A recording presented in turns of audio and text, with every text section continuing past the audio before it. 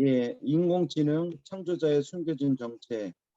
인공지능 창조와 발전의 핵심은 수학이다. 근데 수학이라고 얘기를 하면서 사실은 수학이면서 결국은 이제 인문학에 대한 이야기를 하고 있죠.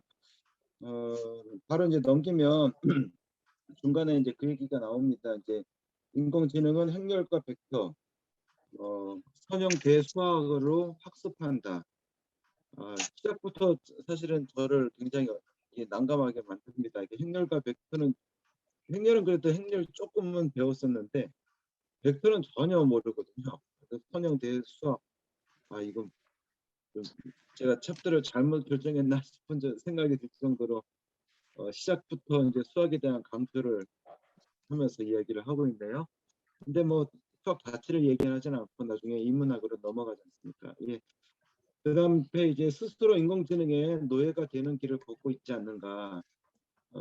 한국에서 서당 훈장 뭐 이야기를 하는 것, 결국 그게 뭐 조선을 망국으로 간 것 같다라고 하는 일반들의 이야기. 그러나 이제 사실은 그게 있었기 때문에 우리나라가 오히려 더 버틴길 수 있었다. 오히려 어, 과학을 더 무시했기 때문에 우리나라가 더 힘들고 있다. 83페이지 밑에 여기 보면 한강의 기적을 일궈낸 위대한 나라가 인문학의 전통을 회복하지 못해서 표류를 거듭하고 있다. 세계 22권 밖까지 쫓겨나가 있는 상황이다. 84페이지 당신의 아이가 수학, 과학을 못하는 진짜 이유는 무엇인가 라고 하는 부분에 있어서 사실은 이렇게 우리나라가 이런 부분들을 굉장히 성적이 좋은 걸 알고 있지만 실제로는 성적이 사실은 정말 좋지 않다라고 하는 부분에 관해서 이야기를 하죠. 86페이지에 중간에 보면 결국은 철학을 하지 않기 때문이다. 철학이라는 것으로 연결을 지어서 이야기를 합니다. 우리가 지난 시간에도 참 도전을 받았지만 사실 아직까지 이분의 책이 우리에게 도전을 줘서 그렇지 사실 그렇게 피부적으로 이게 잘 철학과 연결이 되지는 아직은 않는 것 같긴 해요. 그런가 보다라고 하는 그런 부분이 있는 거긴 하죠. 그런 정도만 있고요.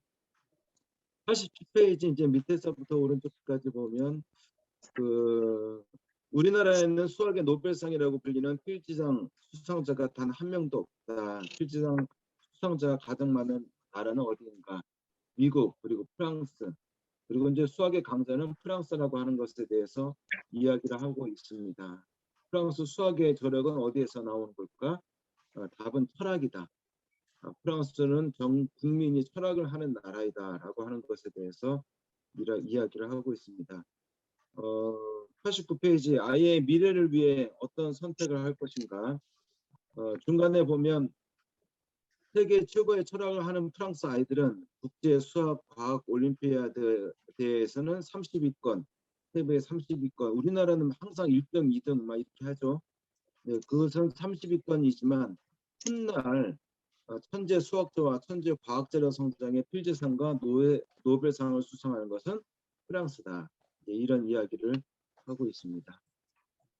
그러면서 이제 90페이지 철학 없는 수학 과학인가, 철학 있는 수학 과학인가, 당신의 선택이 아이의 미래를 좌우한다라고 이야기합니다. 그 다음에 이제 91페이지 여기에서 이제 더 도전적인 이야기를 이제 구체적인 예를 들어서 이야기를 하면서 우리에게 좀 현실적인 쇼핑을 좀 가져다 주는 이야기를 하고 있죠. 91페이지 아랫단에 보면 수학만 좋아했던 경제나 경영에는 전혀 관심이 없고 수학을 좋아했던 제임스 사이먼스 전직 수학 교수 그분의 연봉이 15억 달러 우리 돈으로 1조 8천억 원이다. 어마어마한 부분. 워렌 버핏의 버크셔 해서웨이보다도 200배가 더 높다라는 그런 이야기. 그 사람이 이제 어떻게 그런 할 수 있었느냐. 수학과 과학을 잘 적용하면 됩니다. 인공지능을 잘 활용하면 됩니다. 라는 이야기가 참 쇼킹하네요. 그래도 아무리 그래도 그 정도일까라는 그런 생각이 듭니다. 그 다음에 이제 MIT 수학 천재들의 카지노 무너뜨리기. 다 읽어보셔서 알겠지만 수학 과학을 이용해서 카지노까지, 물론 이제 뭐 결국 수학 과학이라는 것도 알지만 그래도 그게 그렇게 될까라는 그런 생각이 우리들에게 있는데, 수학 카지노까지 그렇게 되고 복권까지 다 그렇게 됐다는 이야기. 그리고 또 93페이지에 러시아 수학자인 빅토르 마슬로프는 또 2008년 세계 금융 위기까지도 물리학을 통해서 넘어섰다는 이야기. 읽으면서도 저도 솔직히 이 정도까지가 가능한가라는 그런 생각이 들 정도로 하는 이야기들이 계속 이어지고 있습니다. 그 다음에 94페이지 월스트리트의 이제 퀸트라고 불리는 사람들에 대한 이야기가 계속해서 넘어갑니다. 이제 아이비리그, 스탠버그, MIT 수학자, 과학자들이 이제 합세해서 최대 조 단위의 연봉을 받는 퀸트. 이 정말 그 정도가 되는 사람들이 있는 건지 싶을 정도로 저는 그 다음에 95페이지 월스트리트를 주름잡고는 전설적인 투자자들의 공통점은 네 가지다. 금융 전문가다. 수학과학자가 아니다. 수학자나 과학자가 아니다. 인문학의 조예가 깊다. 금융, 인공지능들을 비서처럼 거느리면서 투자하고 있다. 그리고 이제 힌트들의 공통점은 무엇입니까? 이제 다른 것은 수학자, 과학자다. 인문학의 조예가 깊다. 수학 과학을 하면서 인문학을 하느냐 안 하느냐에 달라지는 부분에 관해서 이야기를 하고 있습니다. 공통점이 그 세 가지에 대해서도 이야기를 하고 있죠. 96페이지 밑에 부분. 인문학의 조예가 깊다. 그 다음에 금융공학이나 수학, 물리학 공식을 통해서 투자 시장의 흐름을 예측하는 능력이 있다. 금융, 인공 AI를 통해 단순한 겁을 넘어 에이트에서 이야기하는 인공지능 시대의 제1계급으로 성큼 올라서고 있다. 읽으면서도 이런 게 정말 있나 싶은 그런 생각이 드는 그런 힌트들에 대한 이야기를 하고 있습니다. 그 다음에 97페이지에 거의 모든 경제 영역을 지배하는 두 가지 방정식, 실제적인 이야기와 구체적인 이야기가 이제 이 페이지에서 나오는데요. 쭉 넘어가서 100페이지에서부터 보면 학교 교육을 바꿔야 되는 부분에 관해서, 그 다음에 자기 교육을 시작해야 되는 부분에 관해서 그렇게 이야기를 하고 있고요. 그리고 이제 거기에서 중간에 보면 월스트리트는 지금 이 순간에도 편미분 방정식과 열전도 방정식을 이용해서 우리 재산을 합법적으로 털어가고 있다.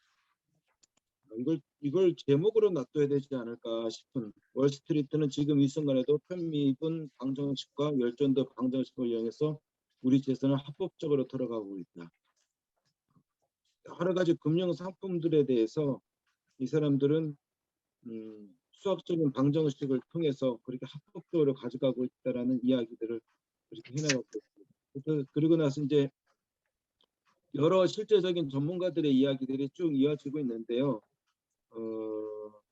102페이지 행렬과 벡터를 모르면 인공지능 시대의 주역이 될 수 없다. 문과, 이과 모두 수학이 중요한 부분에 관해서, 그리고 계속 쭉 이어지는 그런 여러 가지 이야기들이 쭉 계속해서 나오죠. 그 다음 페이지에도 보면 수학은 사물 인터넷, 인공지능, 자율주의 기차, 그리고 첨단의학, 스마트시티, 항공, 우주 4차 산업의 혁명의 심장이다. 21세기는 수학의 시대다. 우리가 사물 인터넷 AI를 하려고 하면 지금부터라도 수학을 해야 되나 라는 그런 생각을 하게 됩니다. 그리고 나서 이제 수학 과학을 제대로 이해하기 위한 이제 그 책 공부 방법에 대해서 구체적으로 이야기를 해주는데, 뭐 청소년을 위한 서양 수학사, 수학사, 그리고 수학자가 들려주는 수학 이야기, 이런 책들을 쭉 추천을 해주고 있는데, 구체적으로 좀 읽어봐야 알 것 같고요. 109페이지. 지금 이 순간에도 월스트리트는 당신의 돈을 노리고 있다. 좀 전에 제가 강조했던 부분, 월스트리트는 뭐 편미분 방정식에 관한 그런 부분. 지금 이 순간에도 그 사람들은 합법적으로 우리의 돈을 털어가고 있다라고 하는 110페이지 중간에도 이제 그 말이 또 나오죠. 월스트리트는 인문학, 수학, 과학으로 무장한 채 전 세계 우리나라뿐만 아니라 전 세계 서민들의 재산을 합법적으로 약탈해 가고 있다. 약탈이라고 그렇게 표현을 하고 있습니다. 참 읽으면서도 믿기지 않는 그런 이야기들에 대해서 언급을 해 나가고 있습니다. 그런데 이제 이런 부분에 관해서 참 반문을 우리는 하죠. 인문학은 인문학이어야 되지 않느냐. 111페이지 보면 인문학은 인문학이 그냥 인문학이라고 해야지 인문학의 범위를 넘어서면 되면 안 되지 않느냐라고 하는 이야기에 대해서 이제 반문을 하는 이야기가 이제 나오죠. 111페이지 맨 밑에 보면 자기 개인이 모여서 사회를 이루고 또 그 다음 페이지에 경제는 세상을 잘 따라서 고통받는 백성을 구하는 경세제민의 준말이다라고 하는 부분에 관해서 이야기를 하고 있습니다. 그러면서 아래서 이제 5번째 줄에 이야기를 하고 있습니다. 월스트리트의 형제인 워렌 버핏조차도 대량 살상 무기라고 악평한 파생 금융 상품이 우리나라에서 한 해에 얼마나 거래되고 있는지 아느냐고 자그마치 3경 넘게 거래되고 있다. 3경이 넘는 그런 규모로 사실 파생 금융 상품에서 그렇게 돌아가고 있는. 그래서 사실 우리나라도 이런 부분에 잘 못해가지고 이명박 정부 때였나요? 그때 세계 무슨 금융 사건 크게 있었는데 갑자기 생각이 안 나네. 우리나라에서 돈 그렇게 먹고 튀어도 우리나라가 아무 할 얘기 없는 그런 그것도 이것과 연결이 되는 것 아닌가. 113페이지 중간에도 그런 이야기가 나오죠. 우리나라 금융기관들은 월스트리트의 현금 인출기 노릇을 하고 있다라고 하는 이야기까지 하고 있습니다. 115페이지에 보면 당신은 지금껏 최악의 교육을 받았다. 최악의 교육. 그런 부분에 있어서 이제 우리는 이제 조금 깨우치는 자기 교육법에 대해서 이제는 정말 알아야 되는 부분에 관해서 이야기를 하고 있습니다. 117페이지. 당신의 눈으로 하여금 이제껏 받은 교육이 세계 최악의 수준이었다는 사실을 깨달아야 되는 부분에 관해서 이제 여러 책들을 이제 추천을 하고 있고, 우리의 두뇌 안에 새로운 생각 시스템이 자리 잡게 해야 되는 부분에 관해서 또 구체적인 책에 추천 책들을 언급을 하고 있고, 생각 회로를 천재들의 생각 시스템에 접속시켜야 되는 부분에 관해서 또 구체적인 책 제목들을 언급을 해주고 있습니다. 진정한 의미의 자기 교육을 생각하라라고 하는 부분에 관해서 이야기를 하고 있고요. 마지막 부분에 이제 127페이지에 파이데이와 후마니타스에 관한 부분에 관해서 이야기를 하고 있습니다.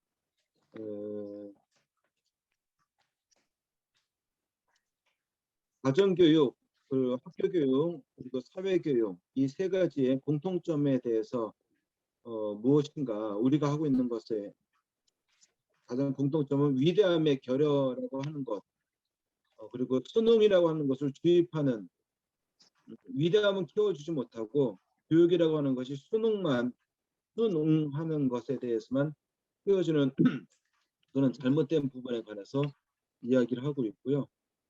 129페이지 맨 위에 위대함과 어떻게 만날 수 있을까? 독서, 음악, 그리고 미술, 건축을 통해서 건축도 모르는데 그래도 김광수 회장님은 조금 낫겠습니다. 건축도 종합예술이라고 저도 정말 생각을 해요. 그러면서 이제 마지막 부분을 이제 마무리를 하고 있는데 이 장에서도 정말 도전적인 이야기들이 정말 많고 또 도전적인 이야기뿐만 아니라 이분이 참 감사한 게 정말 구체적이라고 하는 것이 구체적인 어떤 책을 읽으라라고 한 책 목록까지 직접 이렇게 정리를 해 주시니까 좀 살아있는 이야기가 아닌가라는 생각이 듭니다.